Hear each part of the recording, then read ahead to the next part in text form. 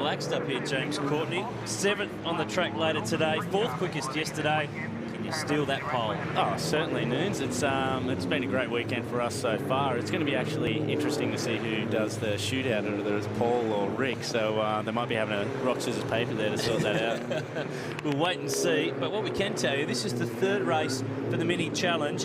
The front row is all Bargs. Jason Bargwanna on pole, cousin Scott alongside, and Jason is greedy. He's won both races this weekend, and when you add that to the 3 that he won at Sandown and the 3 that he won at Phillip Island, he's going for 9 straight, and he stole the last win earlier in the day on the last corner, so he's getting just a tad bit greedy. No, it was an awesome race, the first one. The first one this morning I was watching it. It was a mega race. Depending how this first corner goes, it could be pretty exciting at the old Christmas party this year.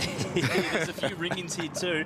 Matt Neal and Boris said the Super Cheap Auto endurance signings are getting some more laps in the mini challenge. Brent Collins is with us, the Kiwi, who is the reigning champ in the New Zealand mini challenge. He's going to start on the 2nd row of the grid with Paul Stokel, and Tim Lay, a local from nearby Orange, back in racing this weekend. We haven't seen Timmy for a while, but he's having a steer. He's a BMW dealer in Orange, but at least he gets to have a run now in something around the mountain. No, Timmy's a great boy. He's done a lot of laps around here and a lot of things, and I think he'll do well this weekend. Now here's Neil McFadden in the industry mini, and he's got something flapping underneath there. He is the championship leader now. Of course, Grant Denyer was the series leader coming into this weekend, but with Grant's injury, Nathan Gear has stepped into the Deco Rug number 95 car. He'll start back from position 8 alongside Paul Fiore. It's a really good field, 20 cars, the biggest that they've had for the mini challenge.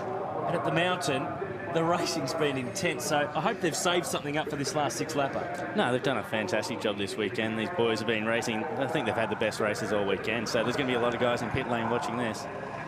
We'll be in car with Nathan Gear. He's a little bit taller than Grant Denyer. He fills this car up a little bit more. Just a little bit. Just a bit. We're just going through his starting procedures now, making sure his clutch is set, brakes ready to go. I know Grant's watching intently at home, making sure that his baby's being looked after. And he said to me earlier in the day, waving goodbye to that championship lead while he's flat on his back. Absolutely sucks. Stick with us, little man. Let's see what the little cars can do around the mountain. It's going to be a cracker. Jason Bargwanna and Scott Bargwanna on the front row. Paul Stokel has decided that he wants to go. He's the race leader, but good luck hanging on to that. No, not too sure what happened then. The lights went red and he took off. He's supposed to go when the red goes out. Oh, Nathan Gear up the inside, making moves already on Brent Collins. It's an unusual mistake for a seasoned campaigner to make. Yeah, not too sure what was going on there. That's Chris Wooten in the background in the orange car. He's a youngster who's been racing Formula BMW open wheelers in Asia. In car with David Turner. And the Bargs cousins, 1-2 at the top of the hill. Paul Stokel, we can scratch him. He'll get a drive through, no doubt. Nathan Gear on a charge. He's working his way through. Is that Matt Neal there coming through on the outside? Yeah, Matt Neal is in car 43. I'm surprised they haven't had to rip the roof off this thing to fit him in. I think to get him out, it's actually convertible, hardtop convertible.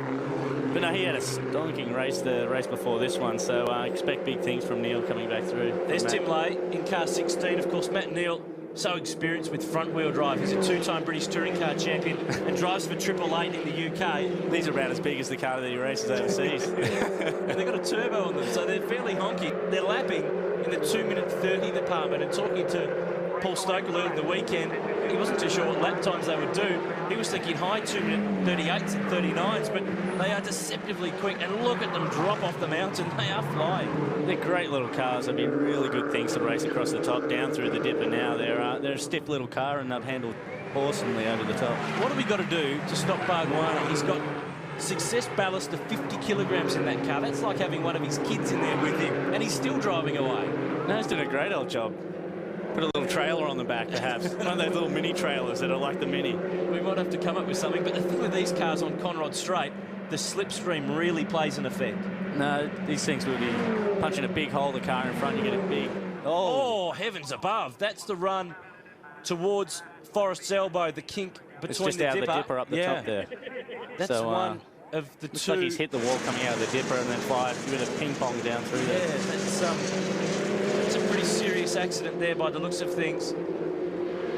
The leaders are at the bottom of the mountain, but the safety car has safety been car's called. out. So Jason Bargwanna is the leader from Scott Bargwanna. It'd be good to close it up a little for us.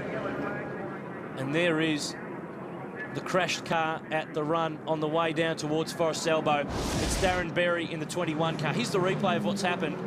Now, he's got a car that went alongside, and they've grabbed wheels. That was a big one. Was that Fiore inside? It was one of the Fiore boys by the looks of things. It doesn't look like he realised he was there. And they've just grabbed wheels. Berry head on. It looked like actually that might have been Ryan McLeod in the 7 car. And his car continued on a little bit further down the road. There it is. Yeah, you're right.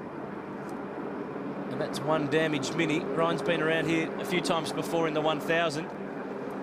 But that's not the way he wanted to make his Mini Challenge debut. So the race is neutralised on lap 2 behind the safety car.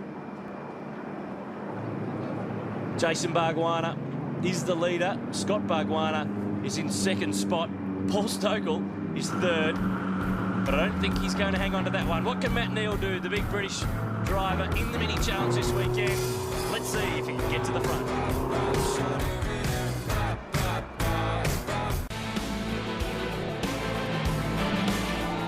Back at Bathurst, and this is the incident that has cancelled the 3rd and final race of the Mini Challenge. It will not count for points. Contact between Ryan McLeod and Darren Berry on the run from the Dipper down to Forest Elbow. So this race has been cancelled with just 2 laps completed. The report from the top of the mountain is that Darren Berry is certainly breathing and talking to the medical emergency crews who are looking after him up at the top. So a shame for the Mini Challenge here at Mount Panorama at its inaugural visit.